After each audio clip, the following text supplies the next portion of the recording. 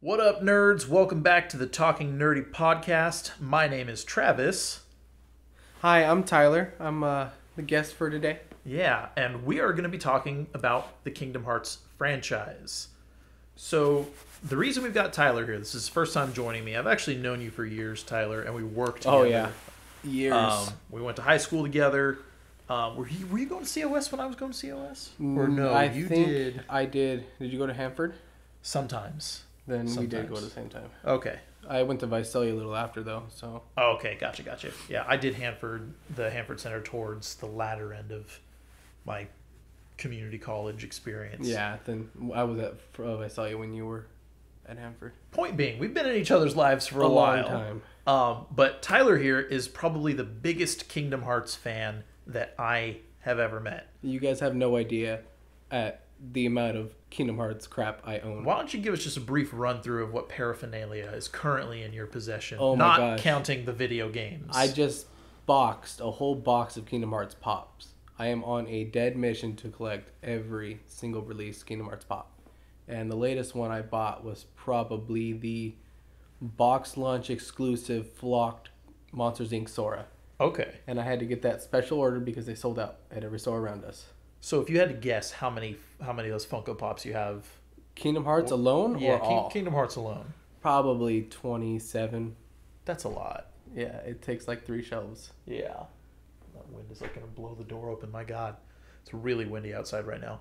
And then what else have you got? You got some replicas, yeah? Yeah, I actually have a couple of the Bring Art expensive Square Enix action figures that Okay. actually are quite posable. My friends got me the Kingdom Hearts 3 Sora when they first released his outfit.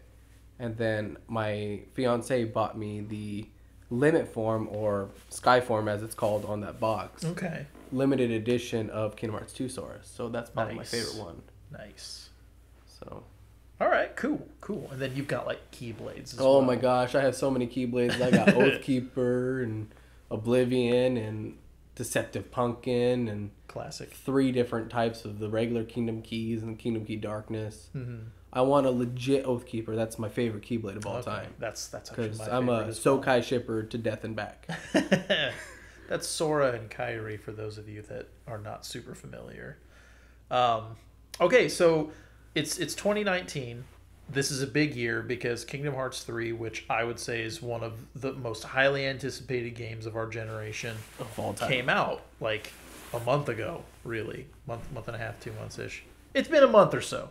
And I mean, when that game came out, I feel like every major like video game reviewer was giving it 9 out of 10, 9.5 out of 10. And to be honest with you, like I have been slowly playing through the game. I can't bring myself to beat it because I'm not having a good time with it.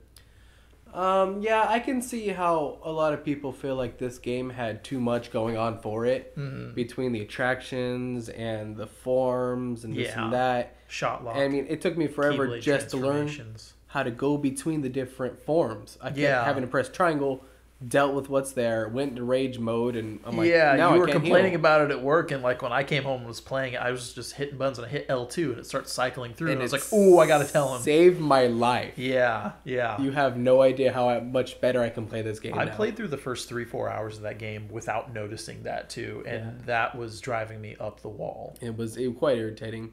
I think to me, the biggest letdown of this whole game is lack of playable characters. Lack of playable characters. This game Okay. had so much potential for playable characters, yet we This only is true. play 3 different characters. Two times with Riku, Mhm. and the third one, not to spoil anything, but the third one was probably my favorite one to play as because it brought back some memories of the PSP era. Okay. But I think the biggest letdown was lack of playable characters. Yeah. Well, yeah. And granted, I have not gotten too close to beating the game, so I only played as Riku that one time at the very beginning, and I was like, "Oh, that's it. This is basically just a tutorial." And like, that's all they give us too, because the Yeah. second time you play as him is not any longer. yeah. So, and we can kind of build into Kingdom Hearts 3 as we progress, but let's look at these games. Let's look at the franchise chronologically. The only thing I don't want to hit on too hard is the mobile game because That's like the bestest one. There's so much back lore and possibilities. It's never ending, especially if you go to the Japanese one and you cross between that one and the global edition one. There's just so much. Do you have the Japanese I version? did actually, What and the I lost it hell? on my old phone. And Japanese accounts are different than American, so Yeah. I tried to link it to Facebook, and Yeah, they always like didn't go region anywhere. lock those kinds of things. Wow, I did not know that. Yeah. Okay. fanboy to the fullest, guys. So without going as far back as like the prequel era of Union Cross, let's start with Birth by Sleep. What did you think about that game? I love that game. Me too. It introduced multiple characters before we got the English edition of Chain of Memories. Then is possibly my close second favorite character, Sorbine first. Okay. He introduced a new playstyle. You fight with your Keyblade backwards, which is really interesting. Yeah, kind of like in Force Unleashed, you had the reverse grip lightsaber. He Yeah, has a reverse exactly. grip And he was probably my favorite Jedi too. Yeah. If you do a good ending. Yeah. It was just they did such a good job of showing the connection between the different characters and how they interlope, and then at the end you can look at a timeline of when each of these characters are supposed to be at these worlds at one time. Yeah. So it's really cool seeing how they're all looking for each other and they all just miss each other. I feel like that's such a fun aspect of the way the story unfolds. For me, that game really shines through because I think just the mechanics of it work really, really well. Like, I enjoyed Chain of Memories, and we'll get into that a little bit, but I think with every new game, you kind of get introduced to a new mechanic, after Kingdom Hearts 1, that is. And in this one, kind of the big things were D-links and then your focus gauge using your shot lock commands. Yes, and that I was really liked those. cool too. The different shot locks and how you can do different things with the different ones. Each character had exclusive ones. And like it's so weird because like I found that I actually also really enjoyed the crafting and upgrading of your skills, like using your different spells and your different like attack styles and things like that. But I think for a lot of people it could be really tedious, and with a game like Kingdom Hearts, there's definitely the temptation to just button mash your way through it. Yeah, it ain't that true. But like building up those combos and combining your unique attacks into like a fire raid versus strike raid, if you combine your fire spell with it, stuff if like you're that. dedicated enough, you'll get to the ones that take 3 slots, like Flare and Meteor. Yes. It's just the satisfaction of knowing I get to use this ultimate move because I took a little extra time to synthesize a couple of things I didn't use. And then level them all up and whatnot as well. Like, that's a game that, like, I'm typically not into games that make me grind to get the things that I want, but I put more hours into Birth by Sleep, both on the PSP and the PS3 and the PS4. I've played that game so many times, and I love it. Yeah. Like, I love the character dynamic. I love the mirroring between, like, the Sora, Riku, and Kairi and whatnot. And the fact that we get to see a lot of these characters just kind of, like, make their little Easter egg appearances. Little Sora, little Riku, little Axel, little Kairi. I think there's a lot there. And that game, to me, is, like, full-on Kingdom Hearts franchise at its best. Yeah. Other than number 1... Because number 1 will always be the best. But there's something very magical, I think, about the first game. And that, chronologically, is the next game that we experience. Yep. So, as far as the story unfolds. So, Kingdom Hearts 1. When did you first play the game? Oh, my gosh.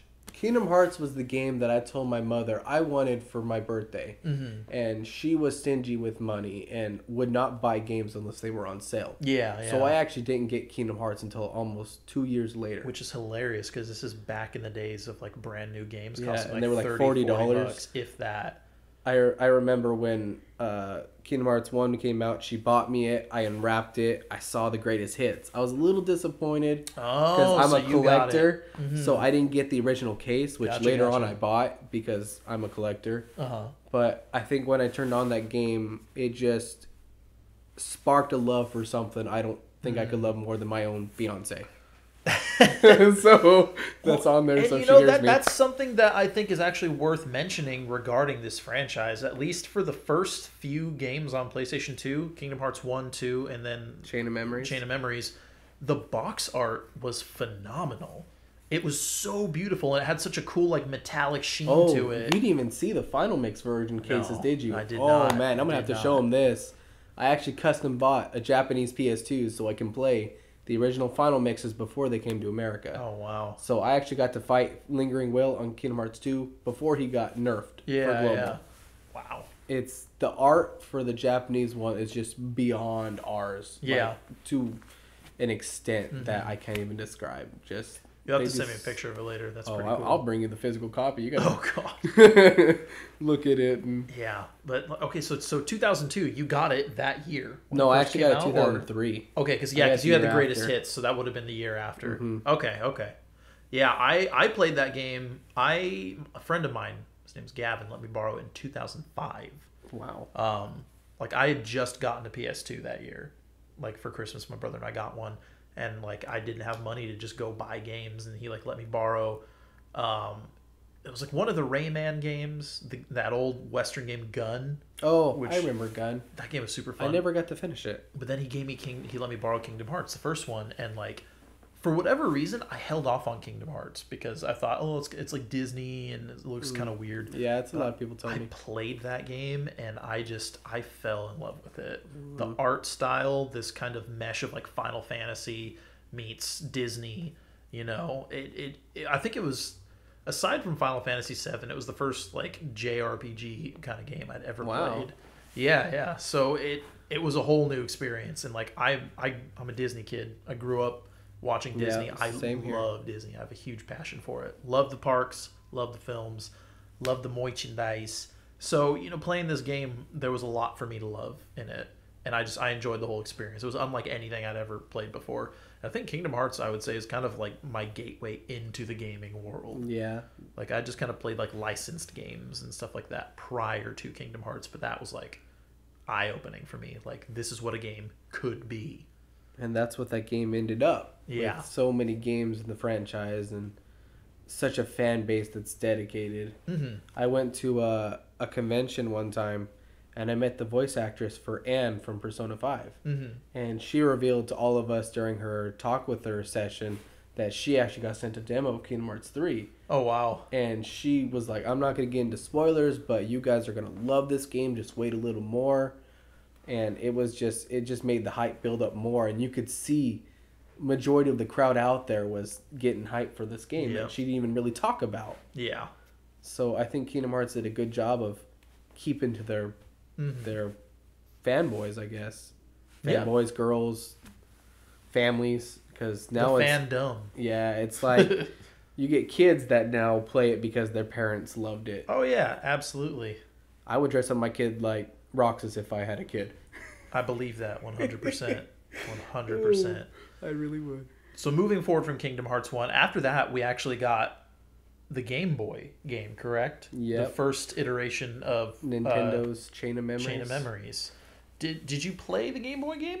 Yes, I did. Actually, that one I actually got within the time span. I remember my uncle bought it for me for Christmas. Okay. And they used to do a tradition when I was younger. I can open up one Pressman on Christmas Eve. Yeah. I kept bugging my uncle. Let me open it. Let me play it. Finally, he caved the night before Christmas Eve. And I played it all night. And it was introduced the card system. Yeah. And that added an extra challenge to the already challenging aspect of Kingdom Hearts. Oh, yeah. Now you got to worry about numbers, and certain numbers beat other numbers. Then you got slights to learn. And I think that one's actually my most played game because you have multiple playthroughs, multiple characters, and so many secrets that you miss that you don't get to. For sure. That game is pretty high on the replay factor. Birth by Sleep is great because you've got 3 different characters with more or less 3 different stories to experience. But Chain of Memories, you could almost play a different game every time with the process of like opening those doors and finding those secrets, like you had said. There's a lot to uncover in it, and you could spend years playing that game and still probably not find every little thing. In fact, the final mix version introduced the system because in Japan they got the Chain of Memories for PS2 and Kingdom Hearts 2 at the exact same time. Oh wow. So Chain of Memories didn't even come out to Japan until the PS2 era. Okay. And if you had save data from Kingdom Hearts 2 on your memory card when you played it, it actually introduced secret chests. That you got Kingdom Hearts 2 Keyblades. Okay. And you even got a Roxas enemy card. Oh, see, okay, that makes sense because I remember years ago watching videos of these Final Mix versions of the games, and I would see Keyblades being used. I'm like, that was not featured in the game. Mm-hmm. I never saw that. I never got to use that. So that makes a lot of sense now that I'm seeing that. But do you have a preference between? Do you answer that? No. Okay, I was gonna say. Do you have a preference between the Game Boy and the main console versions of it, whether it's PS2 or the remasters? Honestly, I think I prefer the console version of the game because it did the cutscenes the justice they deserve. Okay. And most of the time I spent on my Game Boy Advance playing the Mega Man Battle Network series. If I had to fanboy over another game, that would be the other one. I own every single Battle Network, including the Japanese ones as well. Gotcha. And I think I preferred playing it on the console because it gave me that theatrical look of Kingdom Hearts compared to little 2D it's screen. a little more immersive than like the weird cartoony Game Boy graphics that we and got. even fighting, it felt like the map itself was bigger on the console because it's 3D. I agree, instead 100%. of side scrolling. Yeah. I think it's interesting that they kind of catered to a different audience, for the kid, because for the longest time, and I mean still pretty much for the most part, Kingdom Hearts is a Sony-based game. Mm-hmm. Really, the only way to get the full experience is if you're a PlayStation owner.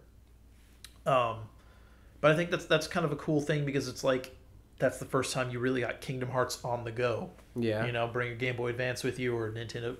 I got that game on Game Boy Advance when the DS Lite first came out. That was when I played that. That's a grip of time. Yeah. And it's funny because I remember playing the Game Boy game religiously, and two things happened. The first thing that happened is I had brought my DS with that game in it with me to like an 8th grade graduation trip to Six Flags, and it got wet on like the raft ride, and the game still functioned, but it wiped my save file. And I was at the first fight with Marluxia at the end, because there's like 2 or 3 fights before he's gone. You fight the time when he's on the ground. Yes. Yeah. So it deleted that, and then I played, like, I didn't touch it for the longest time after I was heartbroken. When I got back into it, I had been like swapping off, letting my younger brother play it, and we got in an argument, and like me being a vindictive child, I was like, well, since you're being such a little jerk, I'm going to delete your save file on it. I didn't. This was more like a scare tactic, but I went home one day and I was like trying to like play my game, and I noticed my save file was gone. And I went to him, I was like, did you delete my save file? And he said, yeah, I deleted it because you deleted mine. And I was like, you idiot. Did you not see your file was still there? I didn't actually delete it. I was just being angry. So, like, my bad for being kind of a jerk in that moment. But that kind of killed the Game Boy game for me. Didn't touch it again until years later when the 1.5 remix came out. But so moving on from Chain of Memories, Kingdom Hearts 2. That was the second game that I played. After Kingdom Hearts 1, I played Kingdom Hearts 2. Mm-hmm. I got that in like 7th grade or something like that for my birthday. And I love that game. Yeah, that was, I think out of gameplay-wise, mechanics, I think Kingdom Hearts 2 was the best. It introduced the action commands. Mm-hmm. You got the different forms. Yes. It added a lot more to the already awesome table that Kingdom Hearts offered. Mm-hmm. And that really introduced the balance between magic and attack too. Like, you had all these magics you could do now compared to the 5, 6 you had in the original. Mm-hmm. And then you got more summons, and they introduced almost twice as many worlds. I liked the gummy ships much better in Kingdom Hearts 2, as well as the Moogles crafting. I thought it was a lot more intuitive in number 2 than in the first one. I couldn't get into it in the first one at all. I was never really a super big fan of the gummy ship system to begin with. I just felt like in this game they made it a little more tedious than the first one. Mm-hmm. Like, you have 3 stages for every single one, and then you got the EX versions of each single one. So someone who tries to complete 100% like me is going to take forever. Yeah. I still haven't finished it all to this day on any of my copies. Mm-hmm. So, but it was pretty fun though. I liked how they introduced designs for gummies. You know, I kind of jumped ahead. I totally forgot. 358 over 2 days. Well, Would chronologically come yeah, after Chain of Memories. that's true. So let's double back to that. This was the Nintendo DS title, and that game only ever existed on the DS. They brought the cutscenes to PS3 when they did the 1.5 remaster. Fun fact: actually, we were gonna get a actual recreation of the game, but Nintendo didn't want to let go of the copyright. Really? They started the cutscenes because they thought they were gonna get permission, and Nintendo cut it. Huh. So that's why we got the cutscenes instead. They were actually gonna create it. And then another problem I read about in an article that they'd have to come up with some kind of multiplayer system. Yeah. Since there were exclusive missions for friends playing with you. And they just decided to do cutscenes, but I think they still did a good job. Yeah, you know, and that's interesting because like I feel like it's one of those things where if you like the series, it kind of gives you a chance to just kick back, relax, watch the cutscenes without having to sit through like the entire duration of playing a game. Like there's a lot of time that those cutscenes make, but that's kind of Square Enix's thing, is their cutscenes are absolutely redonk.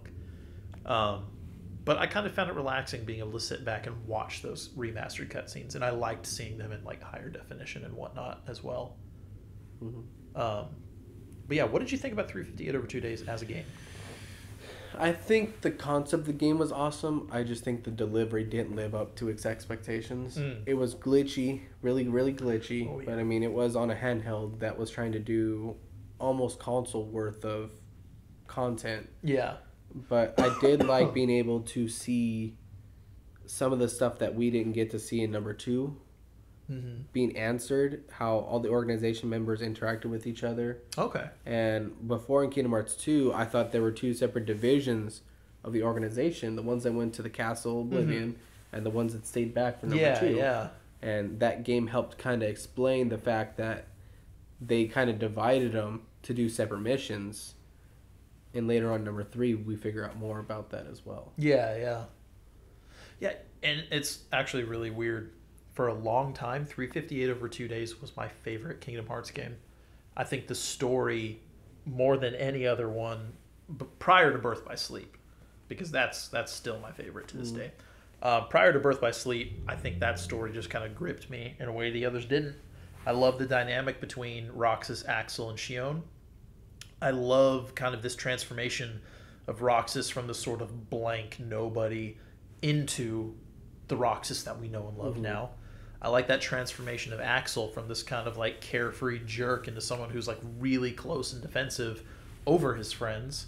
And then kind of the mystery surrounding Xion was really a fun thing to explore. I think that ending, other than Kingdom Hearts 3 ending, hurt me the most. Because she deserved to live just as much as Roxas and Axel did. It broke my heart. She basically gets Roxas to end her own life for her. Yeah. And it's really sad.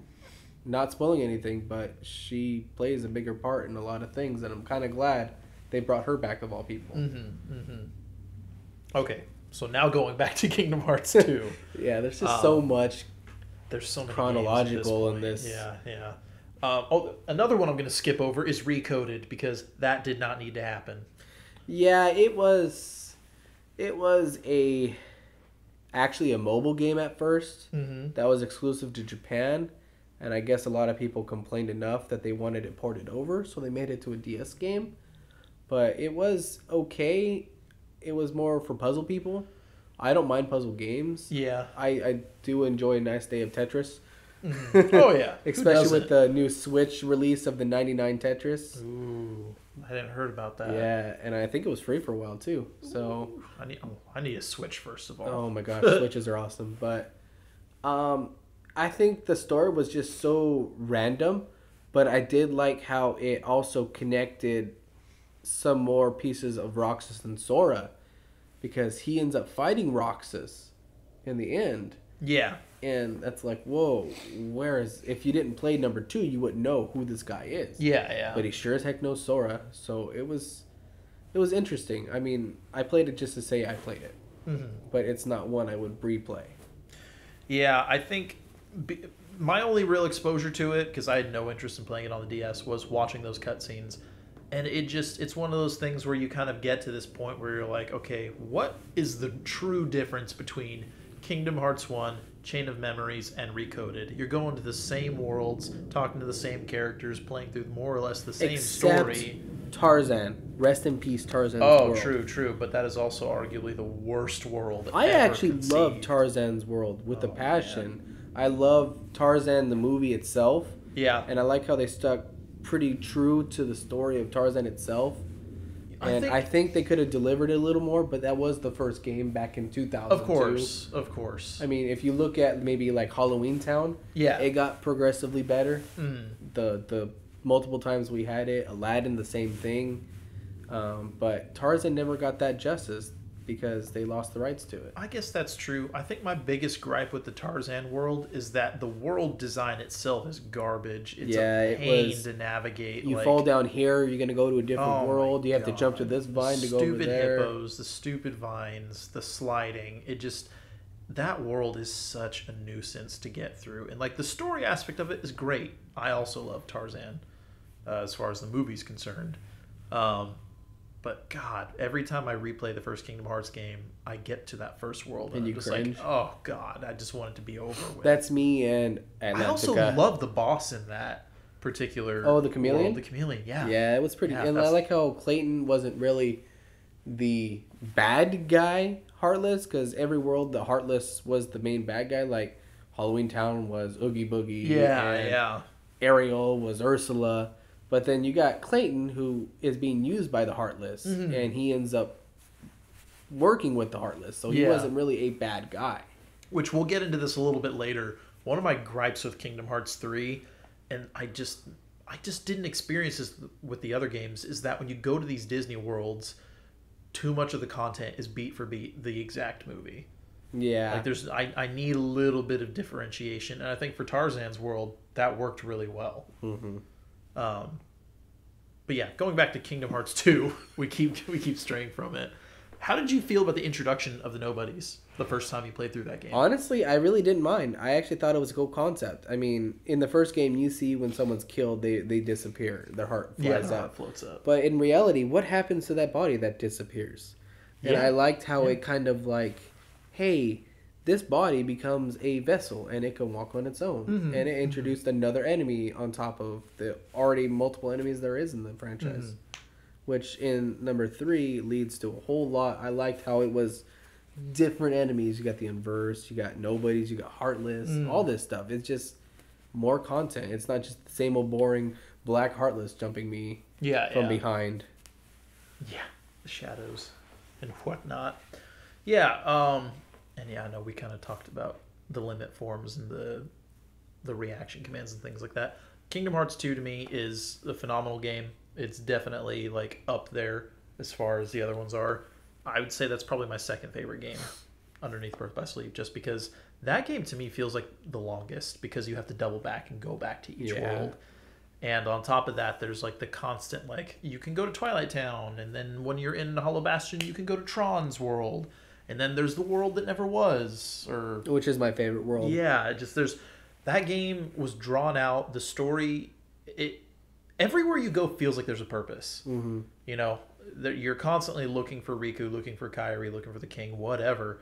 But it doesn't get so wrapped up in whatever Disney World story that you forget you're here for another reason. Mm-hmm. You're not just in Olympus to fight Hades because Hercules is trying to save Meg or something like that. Like, you're there because you're looking for the king and you're looking for your friends, and you happen to find all these other things that are going on. And I think for me, it plays up Sora's kind of need for justice and righteousness, because it's like, yeah, he wants to help Hercules, he wants to take down Hades, also wants to help Auron so that he's not like being controlled or whatever. He's just, that particular world is what kind of really sticks out in my memory, because there's so much going on in it. Yeah, you got the Colosseum, and you got Underworld, and you got 2 different tournaments. And then, like, randomly Demi-X is running around. Yeah, he's That's a very involved world. Yes, it's got so much going on. I'm glad it changed from the first game. The first game,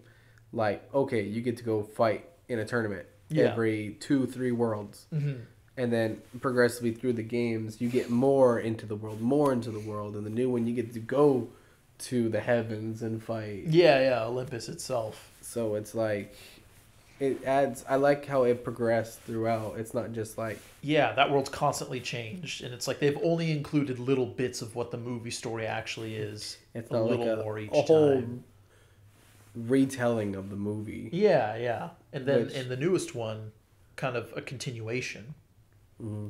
That's one of my gripes about number 2 was that a lot of the worlds just relived the movie. Mm-hmm. Kingdom Hearts 1 set up these worlds to continue, and then they just go backwards, and all of a sudden the enemy you face in this one is there all of a sudden again, and it's like, well, I beat him in number 1. Why is he back in number 2? Yeah. And it just but I like the fact you went to the worlds multiple times. Yeah. Which gives you a sense of, okay, that world's not fully done.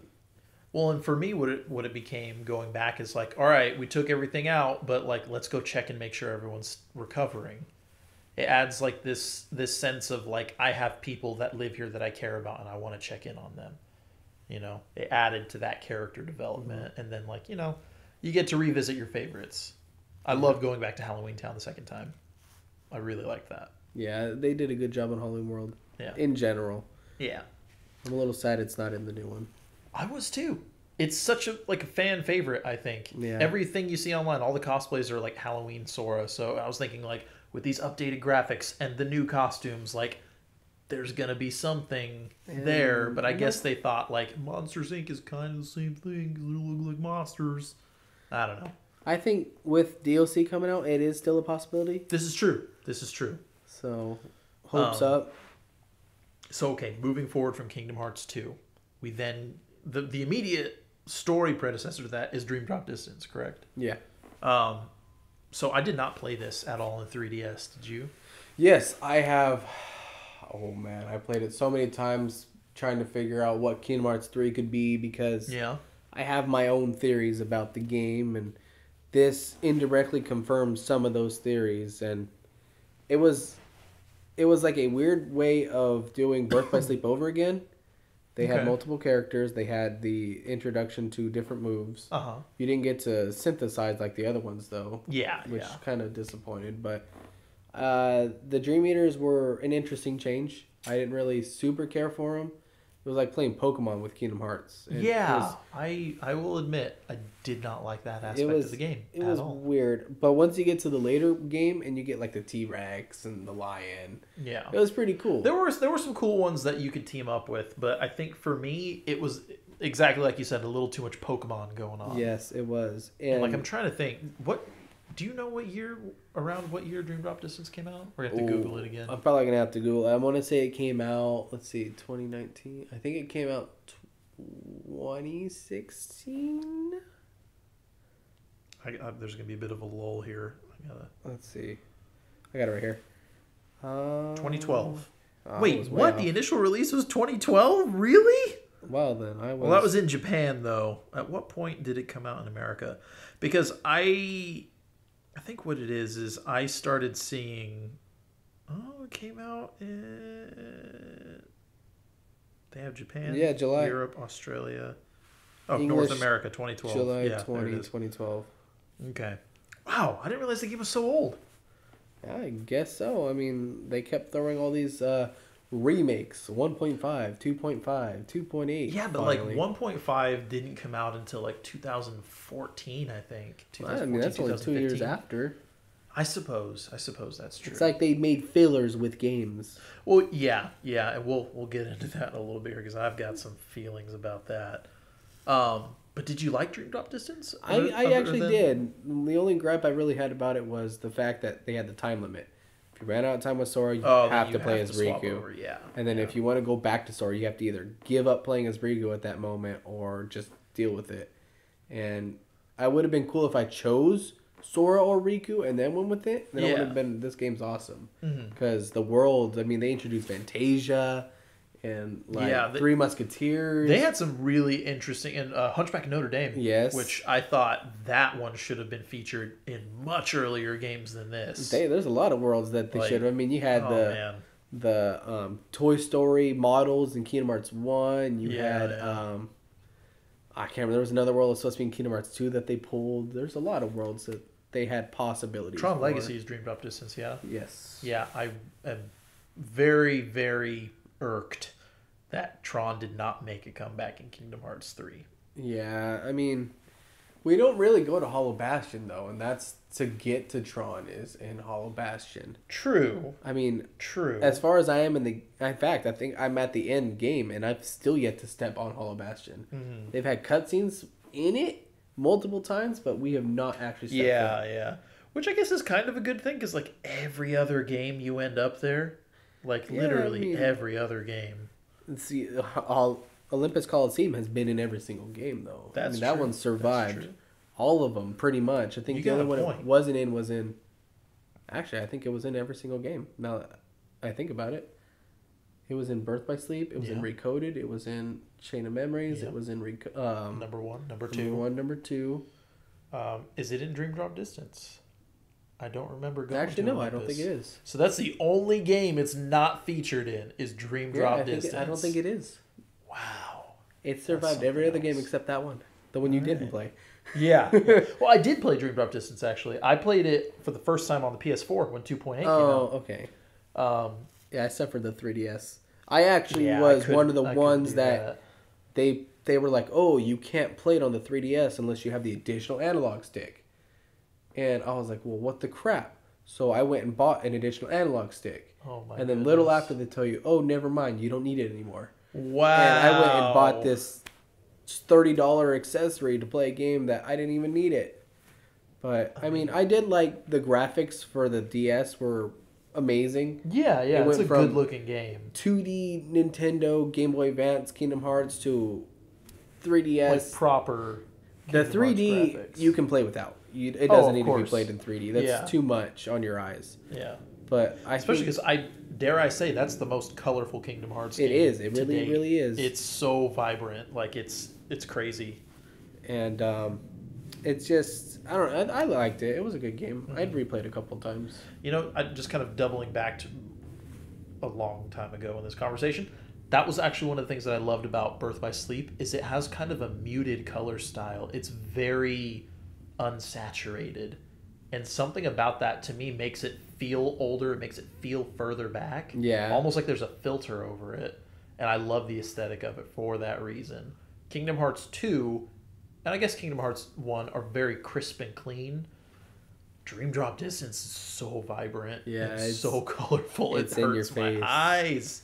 It's bad. Very, very bright. But it is a game that if you want to understand the lore, you have to play. Yeah. Because there are so many theories that came out of that one game in the time spent waiting for Kingdom Hearts 3 to come out. Yeah. But I don't know. It's a game you had to at least play once. I would say so. Yeah. Like for me, I think that game would have been done a disservice if they had just ported across the cutscenes instead of actually rebuilt the game from the ground up for a console. I think that, I mean, it's worth playing. It is. At least once. So that being said, let's talk about Kingdom Hearts 3. Can't forget 2.8 though. 2.8. Oh, that's true. Okay. Can't forget 2.8. It was in the same one. So 2.8, yeah, the prologue with Aqua, which this actually should have technically preceded Kingdom Hearts 1. Yeah. This should have been right after Birth by Sleep.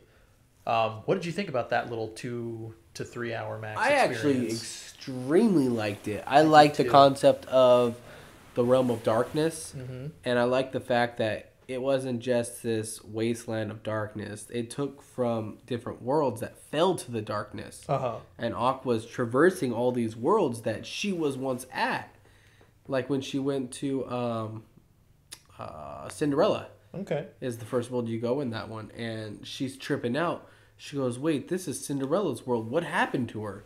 Like it showed that these characters don't just go through the worlds. Yeah. She is just like Sora. She genuinely cares about the people on that world. Yeah.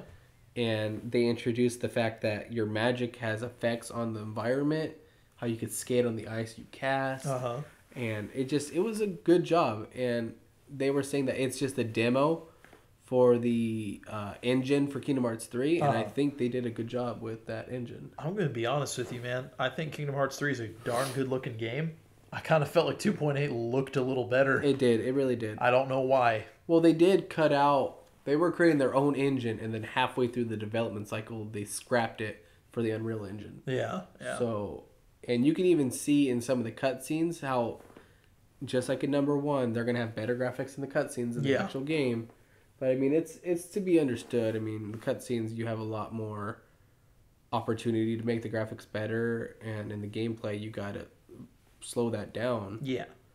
But so I think 2.8 was a good game to get us to hold on a little longer instead of having all these reboots that we have to deal with. Yeah, like I was hitting that point where it's like I'm getting Kingdom Hearts fatigue. They've re-released the games over and over and over, and I've bought them every time and replayed them every time. It's like I need something new. I like how they remade it, but not remake it multiple times. They made it 3 times so far. You got 1.5 on the PS3, you got 1.5 on the PS4, and then you got the story so far. Well, okay, so we've got...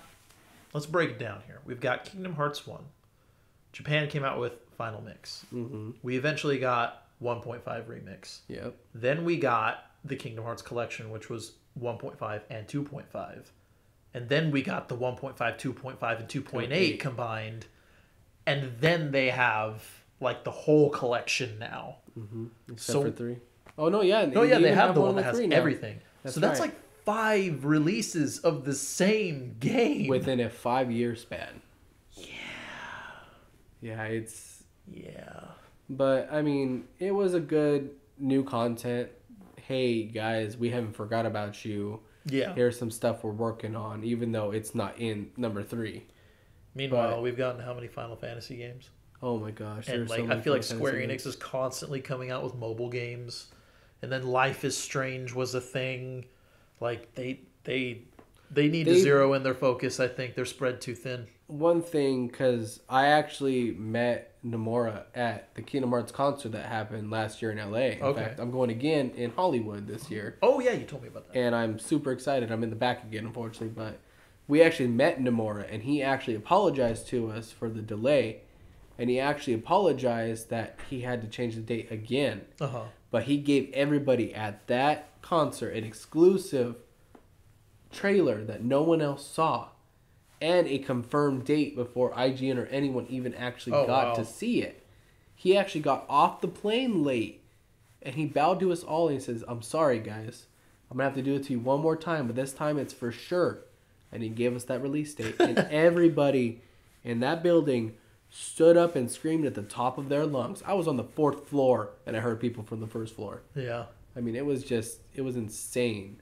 But I think he puts too many projects in one go. And he doesn't focus on just one. Like, they're already going to be releasing the Final Fantasy VII remake this year that he just started, like, a year and a half ago. Yeah, we'll see how that pans out. Yeah, I'm not too thrilled about that one. So, okay. Keeping in mind that just about every other reviewer has given Kingdom Hearts 3 a 9 or a 9.5 out of 10, what would you give it out of 10? It pains me to say, but I'd probably give it an 8 to 8.5. I don't think it's reached that 9 threshold yet because I think there was a lot going on and it made a lot of people not know what to do. Mm-hmm. And I'm not too keen at the ending of the game. I spoiled myself for it. Yeah. But I think story-wise, it is a good game. Okay. Actor-wise, there's a couple of characters that I felt like the acting didn't do it justice. Yeah. But this is one of the games that has the most original voice actors in it. Oh, yeah. The whole Big Hero 6 cast is in it again. Mm-hmm. They got multiple people from Toy Story. They couldn't even get Tom Hanks, so they got Tom Hanks' brother. Oh, he's the one that does like the backup vocals whenever they can't get Tom in to cover stuff for the films. So he's the one whose voice is in the toy. Like when you go to Target and buy Woody, that's Colin Hanks. It's like they really did try to get this game to go and give us what we deserve. We waited 14 years for this game. Yeah. It's like it was much needed, and I felt like some of the cast didn't live up to the expectations. I feel okay. So personally, and keep in mind, I still have not beat the game, but I am in the midst of Big Hero 6. I would give this game a 7. Wow. Maybe a 7.5. I think it looks great, and it's something I've told you before. It's a major gripe I have. Yeah. The game looks really good, but because the graphics have like dramatically improved, it draws attention to the weird pacing of Kingdom Hearts, and it draws even more attention to the weird sound design. Because you'll find yourself, and it's like the very beginning of the game is when it really struck me hard, and I was like, oh, this is weird. Is when you're like talking to Hercules, and the world around you is so lush and vibrant and just looks good. Hercules looks great, Sora looks great, and they're having a conversation, but like Sora says something to Hercules, asks him a question, Hercules stops, and he looks off into the distance, and then he looks back. And then he responds, and it's such a weird gap of pacing because like that scene in like Kingdom Hearts 1 or 2 would have been like read the text dialogue. And I feel like it looked kind of crappy back then, and you had to scroll through text to move forward because there's no text dialogue. Everything is performed. It makes it feel inorganic and robotic and weird in so many instances like that. When you have just like the regular cutscenes where it's like the cinematic cutscenes, everything looks great, feels great, and the pacing is better. But the in-game moments like that feel so awkward, and it leaves me sitting there waiting like, okay, is this done yet? Like, I want to skip every cutscene. Wow. Yeah. They were a tad bit long, I do agree. And I feel like there were some actors and actresses that didn't live up to the rest of their standards. The whole Pirates of the Caribbean world cast is crap. That made me cringe a lot. You look at the characters, they look like they're going to be their characters, and then there's only one. They open their mouth. There's only one that's the original actor. Yeah, and he has like 3 lines. Yeah, I saw his name in the credits and I got so excited, and then like I played through that level and I was like, really? That's it? I'm excited that Drake Bell was the voice actor for young Ericus. Yeah, that was like, cool. Yes, I was a fan of Drake and Josh. Yeah. And to see him not dead and still trying to keep up his career made me happy. He's been voicing Spider-Man in the Ultimate Spider-Man cartoon. cartoon. And I love that cartoon too. Now, see, I hate that cartoon. But why? I do think that Drake Bell has a good voice for the character. He does really have a good voice for it.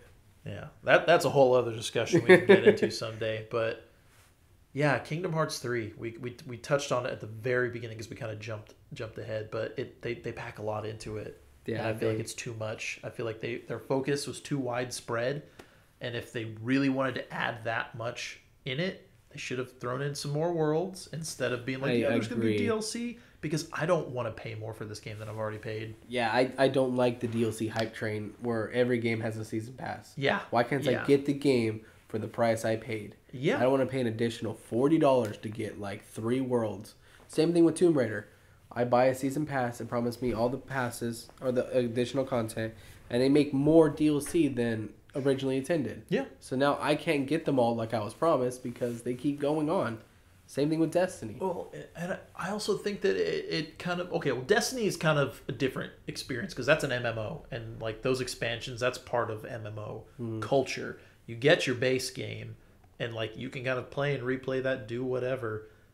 But adding in these new experiences, these new expansions, has always been part of that. I mean, if they're going to do that, don't promise a season pass. Yeah. I was younger when I got Destiny 1. Yeah. And I didn't realize the concept of season passes yet. So I assumed, I get the season pass. I get them all. Yeah. When 3 come out and then I got to buy number 4, it's like, wow, I bought the season pass and a check. It goes first 3 DLC. Yeah, yeah. What? Come on, man. So I think the perfect example of this, and it's where I find irritation with DLC, is with a game like Kingdom Hearts or the new Spider-Man game that came out, is when your DLC is like significant story and plot points that are kind of important to the overall story that's being told, the overall experience.